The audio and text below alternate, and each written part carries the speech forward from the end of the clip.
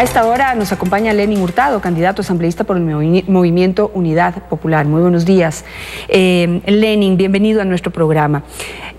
Bueno, quisiera analizar un poco los resultados de las últimas encuestas. Los publicamos ayer. 3 empresas encuestadoras publicaron los resultados de la intención de voto en este momento en el país. Y el candidato Paco Moncayo, por ejemplo, en Perfiles de Opinión, que es una de las encuestadoras que consultamos, termina en este momento con 4,84%. Casi todos lo ubican a Paco entre el 4 y el 8% y lo ubican en un cuarto lugar después de 3 candidatos. ¿Cómo ven ustedes las posibilidades frente a las próximas elecciones? Buenos días al país. Muchas gracias por este espacio. Estamos en guerra de estadísticas, guerras de encuestas. Lo que sentimos en los recorridos que en esta semana hemos hecho con gran intensidad junto a Paco Moncayo es la adhesión de manera significativa, importante, a las propuestas de Paco Moncayo.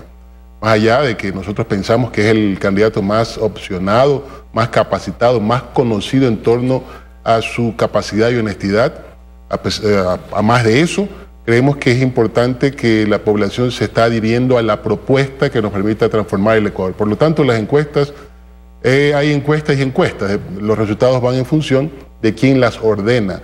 Nos tiene sin cuidado eso, por supuesto que son referentes. En un momento determinado nos permite orientar nuestros recorridos o nuestra propuesta concreta de acuerdo a las poblaciones que visitamos, pero en realidad las encuestas han demostrado que no son fiel reflejo de la voluntad de la población, más aún cuando en la mayor parte de ellas se admite como un porcentaje de indecisos que está alrededor del 50%. Y entre ellos, seguramente, una vez que analicen las propuestas que estamos llevándole, estoy más que convencido que Paco Moncayo va a subir mucho más de lo que está subiendo, porque él es uno de los pocos, si no el único, que está subiendo significativamente, consistentemente, en el favor de la población. Ahora, lo que hay que entender es que las encuestas no tienen resultados definitivos, es decir, no son aquella bola de cristal que nos dice exactamente quién va a ganar o quién va a perder. Lo que marcan son tendencias, y ahí es muy importante analizar que en todas las encuestas, el momento que se empezó a hablar fuertemente del caso Pacaya, es decir, Capaya, de Carlos Pareja Yanuseli, corrupción en Petroecuador, como nunca antes se ha visto en este país, las encuestas empiezan a desfavorecer al candidato de gobierno, es decir, el candidato de gobierno cae cuando se denuncia este caso, es decir, entre septiembre y noviembre de este año, cae significativamente en las 3 encuestas que hemos consultado. Sin embargo, Lenin, somos tan poco hábiles para escuchar a la gente que en vez de seguir hablando de lo que a la gente le está interesando para realmente poder definir por quién votar, nos ponemos a hablar de la famosa ley de plusvalía, de la ley de herencias y de cosas que en un futuro que ni siquiera han pasado. Sí, nosotros hemos dicho en nuestros recorridos, en todas nuestras intervenciones, que la corrupción le está robando el futuro al país. No es un tema abstracto que dicen, bueno, se le está robando al Estado. En realidad se le está robando a la población de tener realmente hospitales con insumos, hospitales con profesionales que atiendan sus dolencias. Se está quitando a la juventud el derecho, la posibilidad de tener edificaciones en unidades educativas que estén realmente de acuerdo a las necesidades de la educación pública en este país. Se le está quitando la posibilidad de vivir mejor a la población. Eso tenemos que hacer, eso es lo que estamos haciendo. Lo de Petroecuador y Capaya es nada más que la punta del ovillo, porque hay muchas otras cosas en muchos otros sectores que se han denunciado hechos de corrupción, y por supuesto que la impunidad que le asegura la falta de independencia de la función judicial, por ejemplo, la falta de fiscalización desde la legislatura, la falta de acción efectiva de los organismos obligados a controlar el bien uso de los fondos públicos. Me refiero, por ejemplo, a la función de transparencia y control social o al Consejo de Participación Ciudadana, que deje de ser la agencia de empleos y se convierta en un mecanismo mediante el cual la población pueda canalizar el control de la administración pública para evitar estos hechos de corrupción que nos avergüenzan. Por supuesto que el candidato del gobierno se afecta con eso porque es parte del gobierno y por lo tanto es corresponsable también con lo que se haga en ese aspecto. Ahí es en donde está la clave, y eso quizás es lo que pide la gente, información para poder definir su voto. Un dato importante que arroja Cedatos, es la única encuesta que entrega este dato, ocupa a la corrupción como el tercer problema que preocupa a los ecuatorianos, y lo hace con un 17,4% de los ecuatorianos tienen la preocupación del tema de la corrupción. Y esto es algo muy novedoso y es algo que hay que tomar en cuenta, porque antes el tema de corrupción ocupaba un lugar mucho más distante de las principales preocupaciones de los ecuatorianos.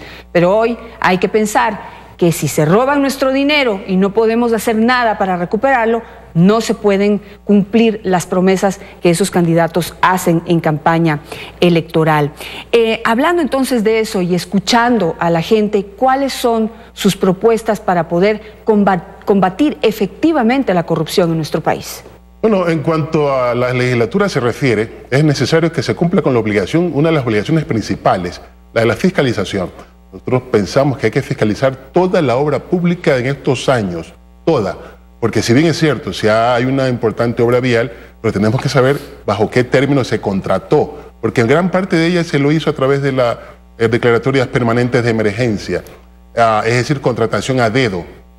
Y tenemos que, por supuesto, establecer las condiciones, si realmente la carretera valió 3.000 millones o solamente valía 300 millones como es en muchos casos.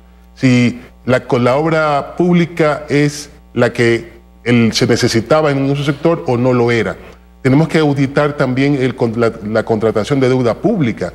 Hace pocos días nomás se nos dijo que se iba a contratar adicionalmente 1.750 millones de dólares adicionales en deuda.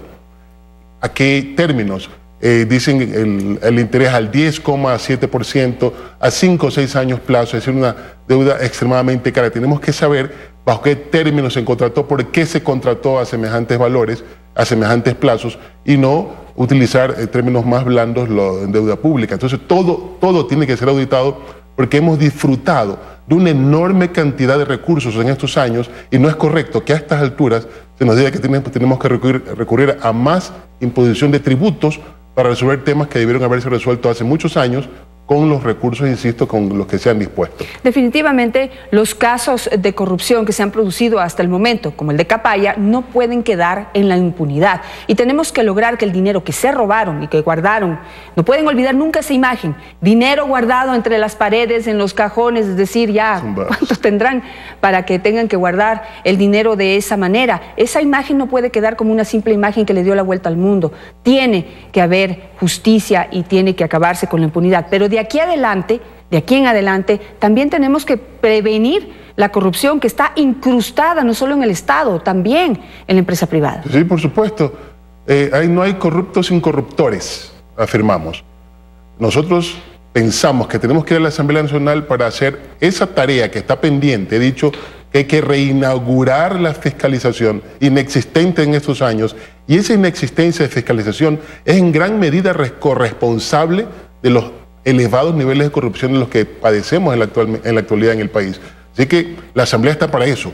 Pensamos que juntos podemos lograr que esa Asamblea cumpla con su obligación, una de las principales obligaciones, esto es fiscalización, para evitar, para prevenir justamente que algunos levanten fortunas a costa del dolor del país, a costa de tener menos escuelas, a costa de tener menos hospitales, al menos con insumos que les permitan a la población curar sus dolencias. Así que esa es una tarea que nos hemos autoimpuesto. Queremos llegar a la Asamblea para eso, no para estar viajando como muchos, no para estar durmiendo como muchos, no para levantar la mano simplemente sin haber debatido. Queremos debatir todo, porque no solamente no se ha fiscalizado, tampoco se ha legislado adecuadamente. La producción legislativa es pobre, paupérrima, habida cuenta de que la producción legislativa, la iniciativa legislativa no le ha correspondido en más del 70% a la legislatura, sino al Ejecutivo. Y eso tenemos que revertir, tenemos que ser proactivos, tenemos que procurar, por supuesto, que a través de la aprobación de leyes que beneficien al país,